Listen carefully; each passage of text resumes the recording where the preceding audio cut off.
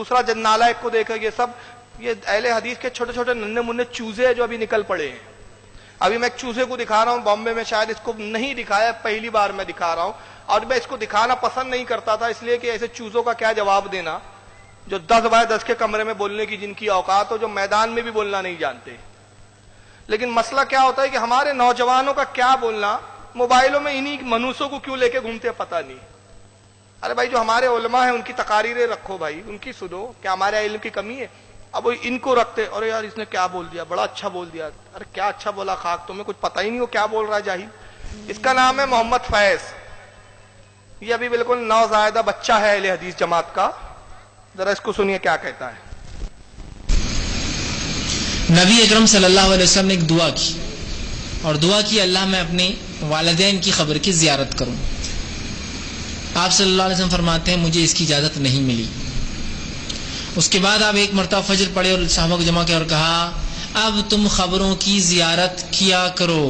میں نے اللہ سے پہلے دعا کی تھی خبر کی زیارت کی اپنے والدین کی، مجھے اجازت نہیں ملی، لیکن اب مجھے اجازت مل گئی ہے، لہذا عبرت حاصل کرنے کے لیے خبروں کی زیارت کیا کرو۔ دیکھو اس کی بدماشی، وہ ایک الگ حدیث کا ٹکڑا ہی ہے، الگ اس کا دو کو جوڑ رہا ہے وہ کمینہ۔ وہ حدیث کا اس کا تھا، وہ حدیث صرف اتنی ہے مسلم کے اندر، صحیح مسلم میں، کہ حضرت ابو ہریرہ کہتے ہیں یا غالباً حضرت عائشہ کہ رسول اللہ فرماتے ہیں میں نے اپنی والدہ کی قبر کی زیارت کی اجازت طلب کی اللہ سے، اللہ نے اجازت دے دی، میں نے پھر اللہ سے استغفار کی اجازت مانگی، اللہ نے منع فرما دی، حدیث ختم۔ اب اس میں جوڑ رہا ہے کہ رسول اللہ نے کہا مجھے نہیں ملی، پھر مجھے ایک دن رسول اللہ نے سب کو بلایا، آ جاؤ سب آ جاؤ، چلو سب آ جاؤ، اور آ کے کہا ہاں سنو، پہلے میں منع کرتا تھا، اب میں کہتا ہوں قبر کی زیارت کرو تاکہ عبرت ہو، یعنی رسول کی والدہ کی قبر کو عبرت کی قبر بتا رہا ہے۔ نعوذ باللہ من ذالک، نعوذ باللہ، کسی ولی کی یا انبیاء کی یا انبیاء کے والدین کی قبر عبرت کے لیے نہیں ہوتی بلکہ برکت کے لیے ہوتی ہے۔ کچھ چیزیں باعث سے برکت ہوتی ہے، کچھ چیزیں عبرت کے لیے ہوتی ہے۔ اگر عبرت حاصل کرنا ہے تو وہابی کی قبر کو دیکھ کر حاصل کرنا چاہیے، اس کی قبر پہ جانا اور 2 بار تھوکنا اور 2-4 لات مارنا، کہنا واقعی تو عبرت کے لائق ہے کہ منوس اتنا سمجھانے کے بعد بھی تیرے سمجھ میں نہیں آیا، آخر گیا کفر کی حالت میں اور جہنم کا ایندھن بنا ہوا ہے۔ ان کی قبر عبرت کے لیے، ہمارے اولیاء کی عبرت نہیں ہے، اس لیے کہ اللہ کے رسول کی حدیث ہے کہ جب مومن قبر میں جاتا ہے اور جب 3 سوالوں سے گزر جاتا ہے جنت کی کھڑکی کھول دی جاتی ہے، تو جس کی قبر جنت کی کھڑکی اور باغ ہو وہ عبرت کے لیے ہے، وہ برکت کے لیے ہے۔ تو یہ جہالت کی بات، تو 2 حدیثوں کو جوڑ دیا، اب اس کے بعد اس پہ تبصرہ کر رہا ہے۔ سنو، اس حدیث سے کئی باتیں پتہ چلتی۔ پہلی بات، بڑے محقق کے دورہ ہیں، 3 باتیں پتہ چل گئی اس کو، ایک الگ حدیث کے ٹکڑے کو کئی اور لایا، یہ 2 الگ الگ حدیث ہے، اس کو ایک جگہ جوڑ دیا پہلے اور اس کو ایک بنایا اور اس سے اب 3 نتائج نکال رہا ہے۔ سنیے اس کو محقق کو، کیا کرو۔ اس حدیث سے کئی باتیں پتہ چلتی۔ پہلی بات، مسلم اور غیر مسلم دونوں کی قبروں کی زیارت ہو سکتی ہے، اس لیے کہ آپ نے کیا کہا، مسلم اور غیر مسلم دونوں کی زیارت ہو سکتی ہے۔ تو پھر ایک کام کرو، اب میں نام کس کے لوں، اب آپ سمجھ لو، اس کو اگر پتا چل جائے یہ راون کی قبر ہے تو یہ اس کی بھی زیارت کے لیے چلا جائے گا۔ پھر دیکھیں نتیجہ کیا لے رہا ہے، یہ محقق ہے، جاہل وقت، کہتا ہے اس سے یہ پتا چلا کہ مسلم اور غیر مسلم دونوں کی قبروں کی زیارت ہو سکتی ہے۔ ابھی میں قرآن کی آیت پڑھوں گا کہ کافر کی قبر پہ جانے کا حکم ہی نہیں ہے قرآن میں، لیکن یہ محقق بولا نا، نوزائیدہ ننھے منھے بچے ہیں، بس 10x10 کے کمرے میں گونج رہے ہیں اور ویڈیو بنا کے جو ہے وہ ڈال دیتے یوٹیوب پر، اس پر بولتا ہے پہلی بات تو پتا چلی کہ مشرک، اور تو اس کو چاہیے ایک کام کرے بھائی، ولیوں کی قبروں پہ تو یہ آتے نہیں، اس نے کہا مومن اور مشرک دونوں کی قبروں کی زیارت ہو سکتی ہے، تو مومنوں میں تو اولیاء ہے وہاں آتے نہیں ہے، وہاں نہ تو ان کے لیے بدعت ہے، تو ایک کام کرو نا ان کی قبروں پہ چلا جایا کرو، مٹ گھٹوں پر وہ کر لیا کرو تم کام۔ اب دوسری دلیل کیا دے رہا، سنیے اس کی دلیل۔ میں نے اپنے والدین کی خبر کی۔ اب اس معاملے میں لوگوں کو بڑا وہ ہوتا ہے کہ کیا آپ صلی اللہ علیہ وسلم کے والدین بھی غیر مسلم تھے؟ تو یاد رکھیے یہ بات بڑی سخت ہے، لیکن ہاں اس کی حقیقت یہی ہے۔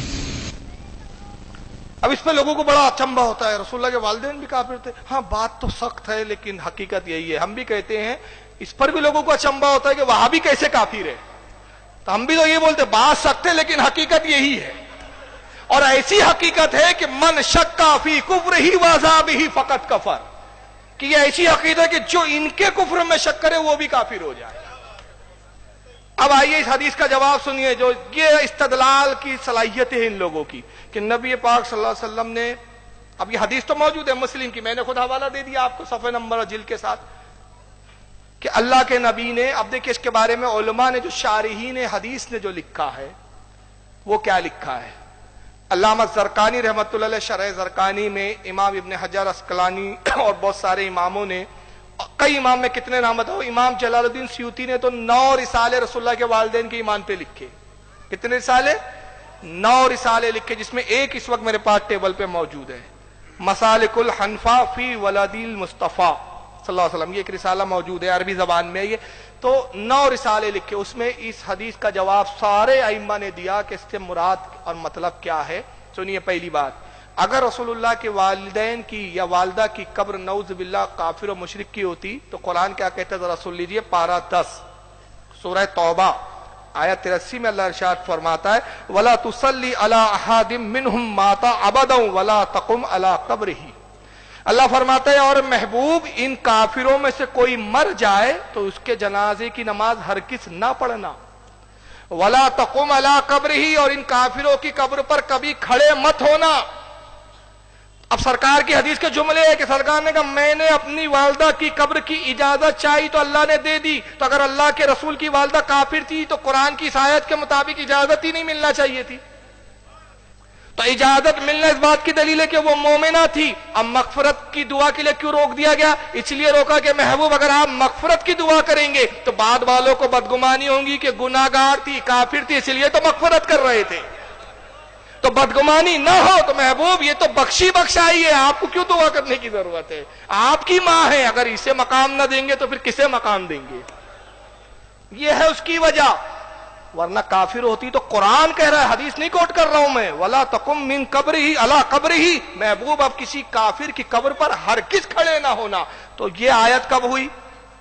یہ تو مدینے میں آئی. اور رسول اللہ نے کب اپنے والدہ کی قبر کی زیارت کی؟ حجۃ الوداع کے موقع پہ, آخری سال, وصال سے آخری سال کا جو چل رہا ہے. آیت تو پہلے آ گئی, اس کو منسوخ بھی نہیں کیا کسی دوسری آیت نے. تو اس آیت کی موجودگی کے باوجود اللہ رب العزت پھر اجازت کیوں دیتا اگر آپ کی والدہ کافر ہوتی؟ تو اجازت دینا اس بات کی دلیل ہے کہ آپ کی والدہ مومنہ تھی. آپ قبر پر آ کے کیوں آئے, کیوں اجازت طلب کی؟ اب اس کے لیے دوسری دلیل سن لیجئے, جس کو حضرت امام جلال الدین سیوطی نے الحاوی للفتاوی جلد و صفحہ 230 پر, اور بھی علماء نے لکھا, میں بعد میں حوالے دوں گا اپنی جگہ پر. وہ فرماتے ہیں کہ حجۃ الوداع کا موقع جو سرکار کی زندگی کا پہلا اور آخری حج, ایک ہی حج کیا اللہ کے نبی نے, اور یہ قرآن کی آیت اس وقت نازل ہو چکی تھی, الیوم اکملت لکم دینکم, آج ہم نے تمہارے لیے تمہارا دین مکمل کر دیا. الیوم اکملت لکم دینکم, آج ہم نے تمہارا دین تمہارے لیے مکمل, یعنی دین مکمل ہو چکا. اب رسول اللہ حج سے فارغ ہوئے اور مدینے کی طرف آ رہے ہیں. مقام ابوا پر جب آیا تو اللہ سے دعا کی, مولا مجھے اجازت دے کہ میں اپنی والدہ کی قبر کی زیارت کروں. تو صرف زیارت مقصود نہیں تھی, آگے آتا ہے کیا ہے.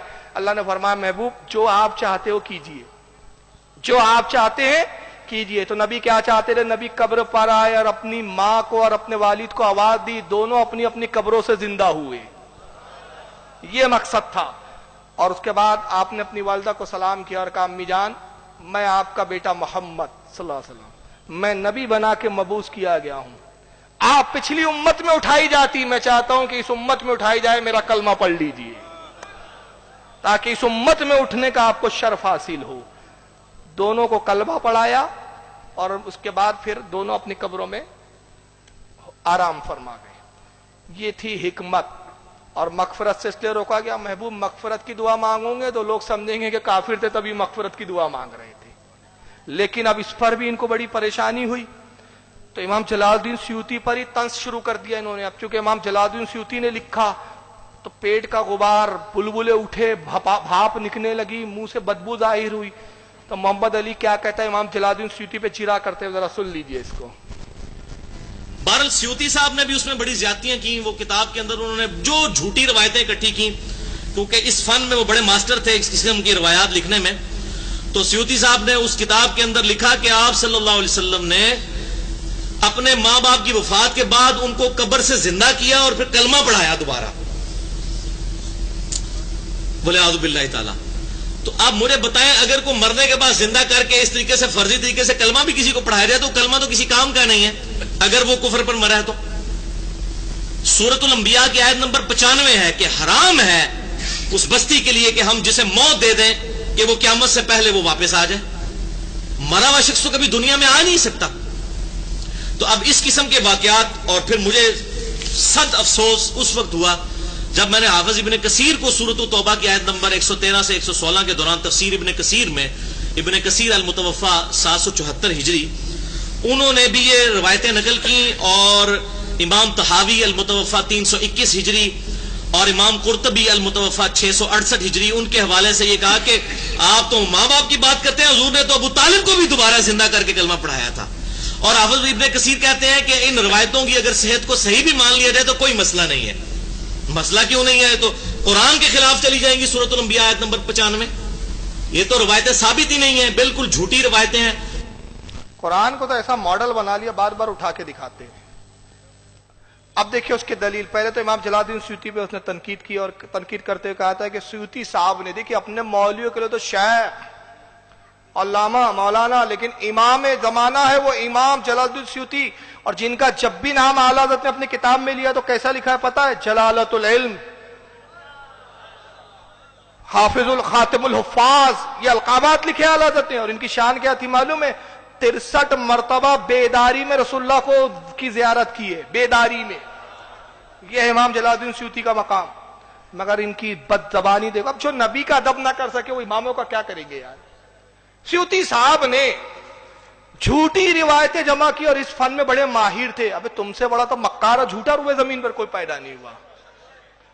سیوطی صاحب نے یہ بڑے فن میں ماہر تھے، اور انہوں نے لکھا کہ صاحب رسول اللہ کے والدین کو زندہ کیا گیا اور پھر انہوں نے کلمہ پڑھایا. تو کہتا اگر مرنے کے بعد کلمہ پڑھایا فرضی طور پہ تو کیا کام دیں گا، جبکہ قرآن کے سورہ انبیاء میں اللہ فرماتا ہے کہ حرام ہے اس بستی کے لیے کہ اللہ جب اسے موت دے دے تو دوبارہ زندہ کرے. جناب یہ ان بستیوں کا ذکر ہے جن پر عذاب آتا ہے. جاہلوں کو سمجھتا کچھ نہیں ہے. قسم خدا کی میں کہہ رہا ہوں، روئے زمین کے سب سے بڑے جاہل ہوتے ہیں غیر مقلد وہابی اور دیوبندی. اس کی سب سے بڑی دلیل یہ کہ مناظرہ ان کے لیے موت ہوتی ہے، اس لیے مناظروں میں نہیں بیٹھتے. حرام ہے اس بستی کے لیے کہ اللہ جب انہیں موت دے تو دوبارہ زندہ کرے. یہ کن کے لیے آیا؟ وہ بستیاں جو کفر پر مری، جن پر عذاب آیا. یہ ان کے لیے نہیں جو اہل ایمان ہے. ورنہ آئیے پارہ نمبر 3، قرآن کا جواب اب قرآن سے ہی دے رہا ہوں. سورہ آل عمران آیت 59، حضرت عیسیٰ کہتے وَأُحْيِي الْمَوْتَ بِإِذْنِ اللَّهِ، میں ہوں جو مردوں کو چلاتا ہوں اللہ کے حکم سے.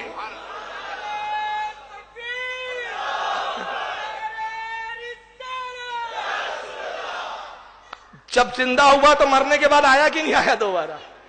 اور قرآن کہہ رہا ہے وَأُحْيِي، عیسیٰ نے کہا وَأُحْيِي الْمَوْتَ بِإِذْنِ اللَّهِ، میں ہوں وہ جو مردے چلاتا ہے اللہ کے حکم سے.